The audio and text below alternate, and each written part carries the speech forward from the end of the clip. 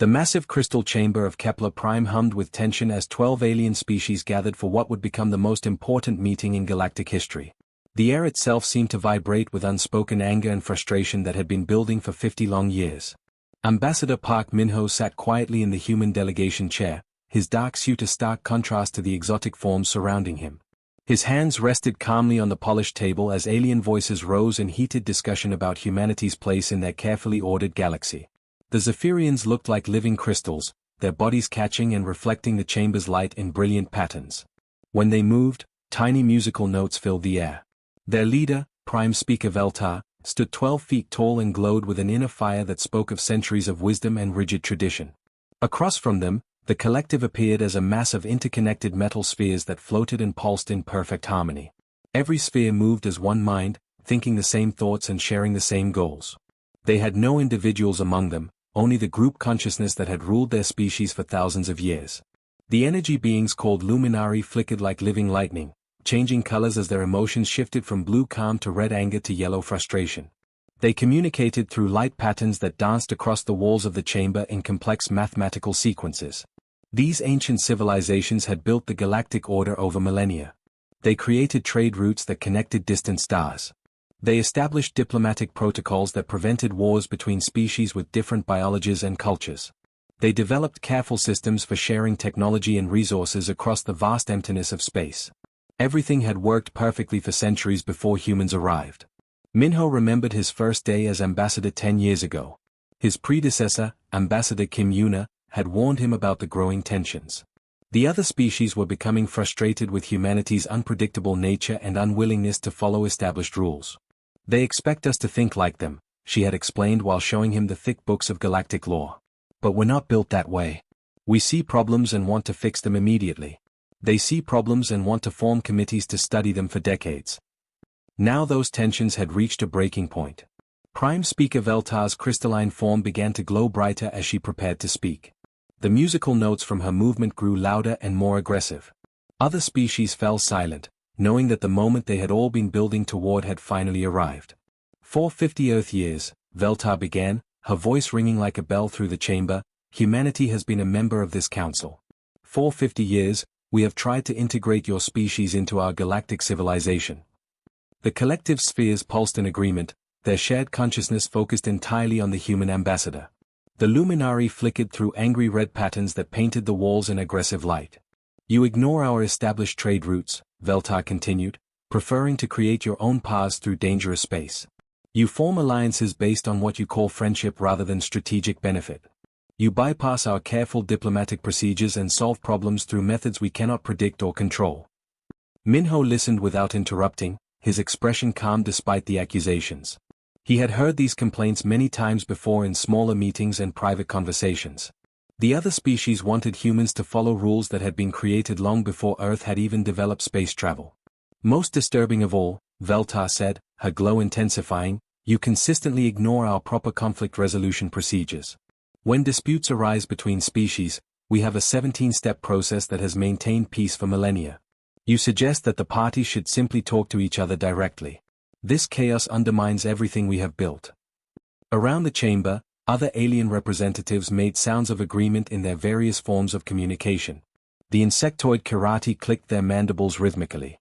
The plant-like Verdani rustled their leaves in what humans had learned meant strong approval. Min-ho thought about the human approach that frustrated them so much. When the mining dispute arose between the Karate and the Alconi last year, the council had begun forming committees to study the issue. The 17-step process would have taken months or even years to complete. Instead, Min-ho had invited both species leaders to dinner at the human embassy. Over shared food and informal conversation, they had worked out a solution in 3 hours that left both sides satisfied. The council had been furious at this breach of protocol, even though the dispute was resolved peacefully. The time has come, Veltar announced, her voice carrying the weight of absolute authority, for humanity to make a choice. You will conform to galactic civilization standards within one solar cycle, or you will face expulsion from this council and exclusion from all associated trade networks and defense agreements. The chamber fell completely silent. Even the background hum of the space station system seemed to quiet as every being waited for the human response to this ultimate ultimatum. Min-ho stood slowly, smoothing his jacket as he rose to his full height. Though he was shorter than most of the aliens around him, something in his posture commanded attention. His dark eyes met Veltar's crystalline form without fear or anger. "We have given you our best efforts for 5 decades, he said simply, his voice carrying clearly through the vast chamber. "We have tried to work within your systems while remaining true to what makes us human. If our best efforts are not sufficient for membership in your galactic community." He paused and reached for the communication device on his belt. With steady fingers, he activated the priority channel that connected directly to Earth Command headquarters. "Priority 1 message to Earth Command." Minho spoke into the device, his words echoing in the stunned silence of the chamber. "Begin Operation Exodus immediately. We are going home." The chamber erupted in shocked voices and frantic light patterns as the other species realized what had just happened. No civilization in galactic history had ever voluntarily withdrawn from the Council. Minho deactivated the communicator and looked once more around the chamber at beings who had just learned they might have made the biggest mistake in galactic history. Captain Lee Sora stood on the bridge of the human patrol ship New Sol, watching the last cargo freighter disappear into hyperspace. The massive viewscreen showed empty space where just days ago, dozens of human vessels had moved between the Outer Rim trading posts and frontier colonies. "That's the last one, Captain," reported her communications officer, Lieutenant Jung Hanna. "All civilian ships have jumped back to Sol system as ordered." Sora nodded, her hands clasped behind her back as she studied the star charts displayed on her tactical screen. Red markers showed the locations of 17 human patrol fleets spread across the galaxy's most dangerous sectors. In the next few hours, all of them would receive the same orders she was about to give. "Open a fleet-wide channel," she commanded. The bridge crew worked quickly at their stations. These men and women had served together for 3 years, protecting trade routes and colonies that other species considered too risky to patrol. They had fought pirates, rescued stranded ships, and kept peace in sectors where the Galactic Council's influence barely reached. "Channel open, Captain," Jung Hanna reported. Sora took a deep breath. "All ships, this is Fleet Captain Lee Sora. You have received the recall order from Earth Command. Operation Exodus is now active. Return immediately to Sol system and prepare for long-range deployment." She paused, looking out at the stars that had been her home for so many years. "Leave the automated defense beacons active. Set them to broadcast standard navigation warnings and emergency frequencies. The local species will need to find their own way now." Across 17 sectors, human patrol ships began their journey home. Some had been stationed in their regions for decades, becoming familiar sights to the alien colonies and trading posts they protected. Now those same colonies watched in confusion as their protectors simply vanished into the deep black of space. On Kepler Prime, the Galactic Council was celebrating their victory. In the crystal chambers where the ultimatum had been delivered, alien representatives congratulated each other on finally removing the chaotic human element from their ordered civilization. Prime Speaker Veltar's crystalline form glowed with satisfaction as she addressed the assembly. "The galaxy will now return to proper governance.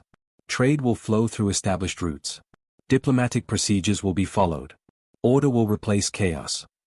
The collective's metal spheres pulsed in unified agreement. The luminary flickered through pleased yellow patterns. Even the usually cautious plant beings of Verdani rustled their leaves in what passed for applause among their species. But not every voice joined the celebration.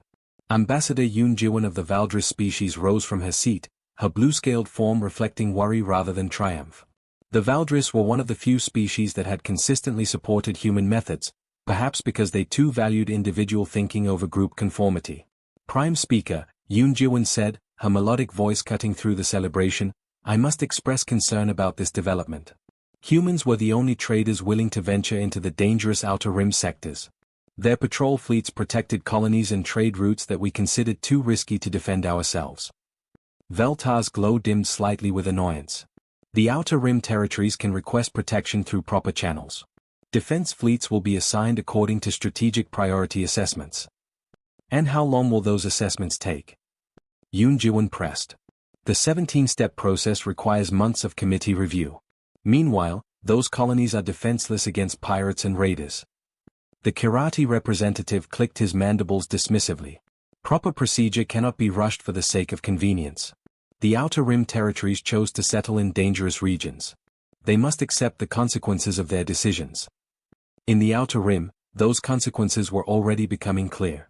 On the mining station of Kepler 442b, Station Commander Park Dong-hyun watched the last human patrol ship disappear from his sensors. His small facility produced rare metals for the galactic market, but its location near the lawless border regions made it a constant target for pirates.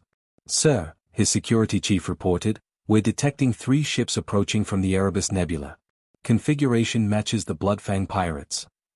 Park Dong-hyun felt his stomach tighten. The Bloodfang pirates had tried to attack his station twice in the past year. Both times, human patrol ships had arrived within hours to drive them away. Now there was nobody coming to help. "Send a distress signal to the council," he ordered. "Request immediate defense assistance."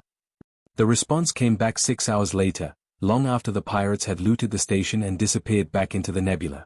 "Your request for defense assistance has been received and assigned case number 4471B. A committee will review your situation and assign priority status within 90 standard days." Similar scenes played out across dozens of systems. The Talon Syndicate, one of the galaxy's most ruthless pirate organizations, launched coordinated attacks on 3 separate colonies in the same day.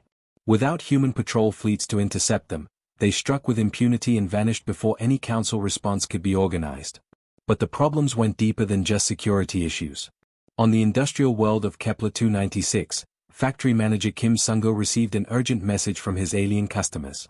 The delicate manufacturing equipment they had purchased from human companies was beginning to break down, and replacement parts were nowhere to be found. "We cannot wait 90 days for a committee to approve our spare parts request," the message from the Noxari Corporation read. "Our entire production line will shut down within the week." Sung-go pulled up his inventory records. His factory had produced millions of components for alien companies across the galaxy. Unlike other species who only manufactured standardized equipment, humans had always been willing to create custom solutions for specific problems. They sold reliable technology at cost because they believed everyone deserved access to quality equipment. Now that entire supply chain had vanished overnight. The galactic economy had been built around efficiency and standardization, but it had grown dependent on human flexibility and adaptation. When unexpected problems arose, when standard solutions didn't work, when someone needed help immediately rather than after proper procedures were followed, humans had always been there to fill the gap. In just 72 hours, that safety net had disappeared completely, leaving the galaxy's carefully ordered civilization exposed to the chaos it had never learned to handle alone. 6 months after the human withdrawal, the first major crisis erupted in the Calorian sector. 3 alien civilizations stared at each other across the void of space, their fleets positioned around a single star system that contained the largest deposit of quantum crystals discovered in 50 years.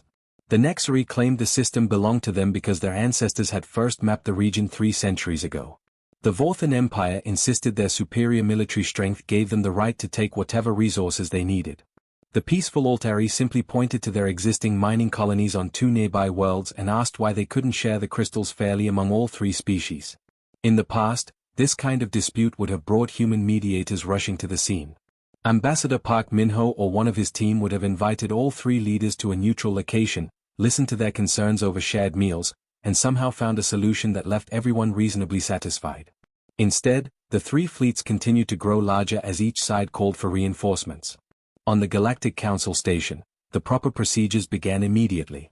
Committee Formation Specialist Raltavi of the Zephyrians assembled a 12-member panel to study the situation. The committee included representatives from 6 different species, 3 military advisors, 2 economic analysts, and 1 cultural expert. Their first meeting lasted 14 hours and produced a 4 to 7-page preliminary assessment that concluded more information was needed before any action could be taken. While the committee worked, Dr. Kim Nari sat in her small research lab aboard a collective surveillance vessel at the edge of the disputed system. As one of the few remaining human scientists still working with alien species, she had been asked to provide analysis on the developing crisis. Her fingers moved quickly across her computer terminal as she compiled data from the past 6 months. The numbers told a troubling story that she suspected the council did not want to hear. "Computer, cross-reference human intervention incidents with current conflict zones," she commanded. The results appeared on her screen within seconds. In the past 50 years, humans had mediated 1,247 disputes between alien species. Of those, 1,189 had been resolved without violence. The remaining 58 had escalated to limited conflicts that lasted an average of 6 days before human negotiators found acceptable compromises. Now, without human involvement, the Calorian dispute was entering its 3rd week with no resolution in sight. Dr. Kim opened a secure communication channel to the collective's Central Intelligence Network. Her message was brief but urgent: human unpredictability was not random chaos. It was adaptive problem-solving that prevented small conflicts from becoming large wars. The response came back within minutes, transmitted through the unified consciousness of billions of connected minds. Explanation required. Human methods violated established protocols. Kim began typing her analysis, knowing that the collective would distribute her words instantly to every member of their species across the galaxy. Protocols work when dealing with known variables and predictable outcomes, she wrote. But conflicts between different species involve emotions, cultural misunderstandings, and irrational fears that cannot be resolved through standard procedures. Humans understood this. They adapted their approach to fit each unique situation. While Dr. Kim worked on her report, the crisis in the Calorian sector took a deadly turn. A Vorthan patrol ship, investigating what they thought was a Nexri spy probe, accidentally fired on an Altari medical vessel that was evacuating wounded miners from a damaged asteroid facility. The Altari captain, Kim Young-soo, had been trying to broadcast his ship's medical status when the Vorthan weapons struck his engines. His vessel tumbled helplessly through space as atmosphere leaked from hull breaches and emergency alarms filled the corridors. Mayday, Mayday, Kim Young-soo called over the emergency frequencies. Medical vessel Mercer's Light requesting immediate assistance. We have 43 wounded aboard and are losing life support. The Vorthan commander, realizing his terrible mistake, immediately dispatched rescue ships. But the Nexri fleet, seeing Vorthan vessels moving toward the damaged ship, assumed they were launching a coordinated attack. Within hours, 3 separate battles raged across the Calorian sector as confusion and fear turned minor incidents into major combat operations. On the council station, the crisis committee was still reviewing preliminary impact assessments when news of the fighting reached them. Committee Chairman Veltar called an emergency session, her crystalline form pulsing with urgent patterns. The situation has escalated beyond our initial projections, she announced to the assembly. We must now activate the emergency intervention protocols. The emergency intervention protocols required 17 distinct steps, beginning with a formal declaration of crisis status and ending with the deployment of council peacekeeping forces. Each step required approval from at least 8 of the 12 council species, and each approval process took a minimum of 6 hours to complete due to translation requirements and cultural consultation periods. While the council followed their careful procedures, the fighting in the Calorian sector intensified. The Nexri called in their reserve fleets from 3 neighboring systems. The Vorthan Empire declared a state of military readiness and began mobilizing their battle groups.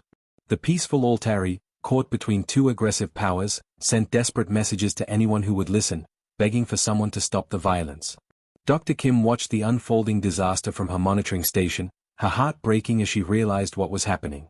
In her final report to the collective, she wrote the words that would eventually reach every species in the galaxy. We removed the humans because we thought they were disrupting our order. But they were not disrupting the system, they were the immune system that kept small problems from becoming fatal diseases. The battles continued for another week before council forces finally arrived. By then, 17 ships had been destroyed, 891 beings had died, and the Calorian sector had become a war zone that would take years to rebuild. The galaxy was learning that some forms of chaos actually prevented much worse chaos from taking hold. 1 year after the human exodus, Prime Speaker Veltar stood before the emergency assembly on Kepler Prime, her crystalline form showing stress fractures that had never appeared in her 3 centuries of life. The council chambers, once filled with confident voices celebrating the removal of human chaos, now echoed with desperate whispers and urgent communications. 7 active wars raged across former human patrol zones. The galactic economy had shrunk by 30%. 12 species faced complete civilizational collapse as their infrastructure failed without human-manufactured replacement parts. Fellow council members, Veltar began, her voice lacking its usual musical confidence, we must acknowledge a grave error in our calculations. When we expelled humanity from our civilization, we assumed their chaotic nature was purely detrimental to galactic order. The luminary representative flickered through worried orange patterns, his energy form unstable with anxiety. Our mathematical models never accounted for the possibility that chaos could serve as a stabilizing force, he admitted. We believed order and predictability were always superior to randomness and adaptation. Commander Han Wu of the Collective's military division transmitted his analysis directly into the shared consciousness network. His report spread instantly through billions of connected minds, carrying data that none of them wanted to accept. Human patrol fleets responded to threats an average of 15 times faster than our current emergency protocols allow, his report stated. Their willingness to act immediately, without waiting for proper authorization, prevented 847 minor incidents from escalating to major conflicts in the past decade alone. In the audience, Ambassador Yoon Jiwon of the Valdris species rose to speak. Her blue scales had lost their healthy shine over the past year as she watched her warnings about the human withdrawal prove horrifically accurate. The Outer Rim colonies are dying, she said simply. Without human trade vessels willing to venture into dangerous territory, 43 worlds have been cut off from essential supplies. Pirate attacks have increased by 400% in sectors that human patrols once protected. The Kirati representative clicked his mandibles nervously. Proper defense assignments require thorough risk analysis and strategic planning. We cannot simply send ships into dangerous areas without following established protocols. By the time we finish our protocols, Yoon Jiwon replied, there will be nothing left to protect. Dr. Kim Nari, now serving as special advisor to the Council, presented her comprehensive analysis of the human withdrawal's effects. Her data painted a picture of cascading failures across multiple systems. Human industrial capacity was unique in the galaxy, she explained, her voice steady despite the magnitude of what she was describing. They manufactured custom solutions for problems that our standardized systems could not address. When alien colonies needed immediate repairs, humans provided them at cost because they believed everyone deserved access to reliable technology. She activated a holographic display showing supply chain disruptions across hundreds of worlds. That entire support network vanished overnight. Species that depended on human flexibility and adaptation suddenly found themselves unable to maintain their basic infrastructure. The display showed fusion reactors failing on 17 different worlds, all because replacement components were designed to human specifications that no other species had bothered to learn how to manufacture. On the mining world of Kepler 187, factory manager Lee Min-soo received yet another desperate message from alien customers whose equipment was breaking down without available spare parts. His own facility had been producing components for 47 different species before the withdrawal order came. Now those same species were facing industrial collapse because nobody else in the galaxy manufactured the specialized parts they needed. We estimate 6 months before complete system failure, one message read. Our entire planetary power grid depends on human-designed reactors. Please advise if any parts remain available through unofficial channels. Min-soo deleted the message without responding. Earth Command's orders were clear: no contact with alien species, no exceptions. Humanity was cutting all ties with the galactic community that had rejected them. Back on the Council station, the most desperate idea yet was taking shape. Prime Speaker Veltar called for a closed session with only the highest-ranking representatives present. We must attempt to negotiate humanity's return, she announced, her crystalline form dimming with the admission of failure. Whatever concessions they require, whatever apologies we must make, we need human participation in galactic civilization. The plan seemed reasonable until they tried to implement it. Ambassador Cho Hanna, the Council's most experienced diplomat, was assigned to lead a delegation to Earth and begin negotiations. But when her ship approached the Sol system, automated defense platforms activated immediately. Hundreds of unmanned stations surrounded human space, broadcasting the same message on all frequencies. This is Earth Defense Command. You are entering human sovereign territory. We no longer accept diplomatic communications from Galactic Council species. Please respect our sovereignty and depart immediately. Cho Hanna tried every diplomatic protocol she knew. She broadcast credentials, peace symbols, and formal requests for negotiation. The response never changed. Warning. You have 60 seconds to alter course before defensive measures are activated. Human space is closed to all alien vessels. This message will not be repeated. Her ship's sensors detected weapon signatures from the defense platforms that were unlike anything in the galactic database. Whatever technology humans had developed during their year of isolation, it was far more advanced than anything the Council possessed. Faced with the possibility of being destroyed by species they had once considered technologically inferior, Cho Hanna ordered her fleet to withdraw. The most shocking discovery came from deep space monitoring stations. Commander Park Jae-in, analyzing long-range sensor data, made a realization that sent terror through the Council chambers. We have searched every system within 500 light-years of Earth, he reported. Human ships, colonies, mining operations, research stations, there is no trace of human activity anywhere in known space. The terrible truth became clear: humans had not simply withdrawn to their home system. They had left the galaxy entirely, taking their technology, their adaptability, and their solutions to unsolvable problems with them.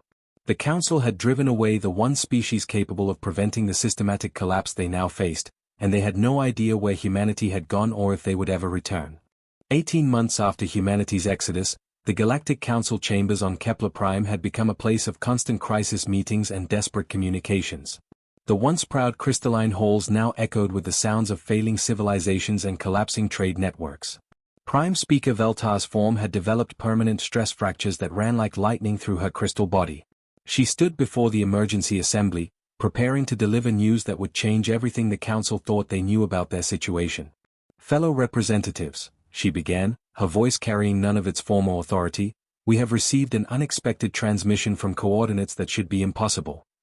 The main display activated, showing a star map that extended far beyond the boundaries of their galaxy. A single red dot blinked in the darkness of intergalactic space, positioned in what the database identified as the Andromeda Galaxy. The signal originated from a location 2.5 million light-years from our position, Veltar continued. The transmission was addressed specifically to this council. Ambassador Park Min-ho appeared on the viewing screen, but he looked different than the diplomat who had sat quietly in these chambers during the ultimatum. His hair showed streaks of gray, and his eyes held the confidence of someone who had found something better than what he had lost.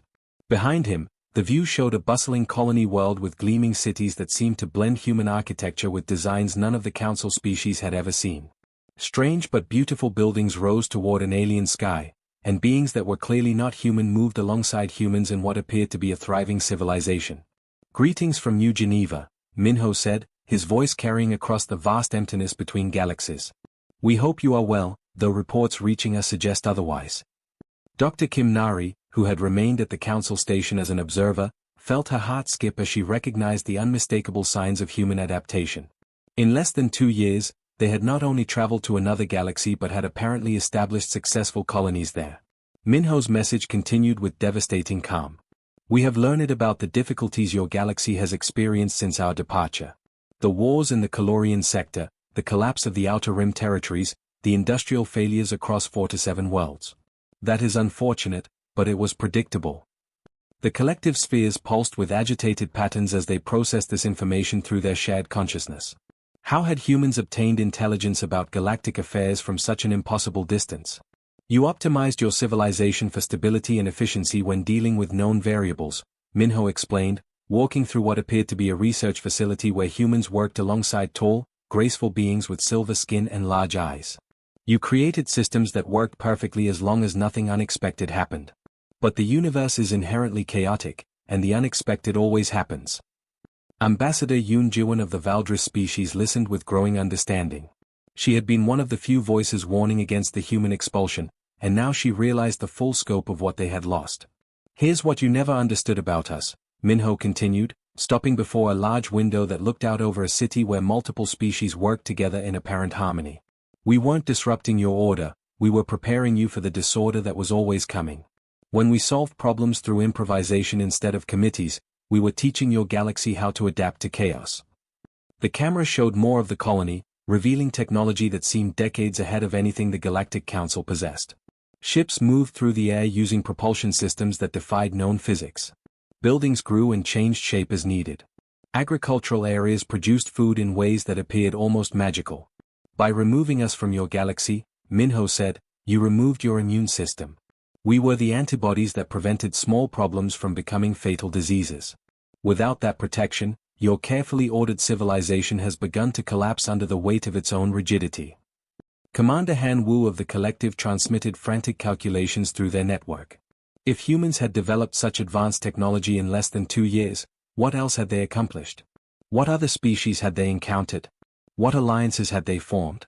The message took a more personal tone as Min-ho looked directly into the camera. We are not coming back to your galaxy. That chapter of human history has ended. We have found something better here, a community of species that understands the value of chaos, adaptation, and immediate action when problems arise. He gestured to his alien companions, who stepped into view with what appeared to be welcoming expressions. The Andromedans taught us that true civilization isn't about following rigid rules. It's about having the courage to change those rules when they no longer serve life and growth. The final part of the message hit the council like a physical blow. However, we are not vindictive beings. Individual species from your galaxy are welcome to join us here in Andromeda, if they can make the journey. We are building something new, a civilization that expects chaos and thrives because of it, not despite it. Coordinates appeared on the screen, showing the locations of 17 human colonies scattered across multiple star systems in the Andromeda galaxy. Each location included an invitation for refugee species and detailed information about how to make the journey safely. The door is open, Minho concluded, but we will not come knocking again. You made your choice when you decided that order was more important than adaptation. We have made our choice to build something better. The transmission ended, leaving the council chambers in stunned silence. Within hours, the first species began filing requests to leave the Galactic Council. The Valdris were the first, followed by 6 smaller civilizations that had always struggled under the rigid protocols of galactic law. They weren't leaving in anger or spite.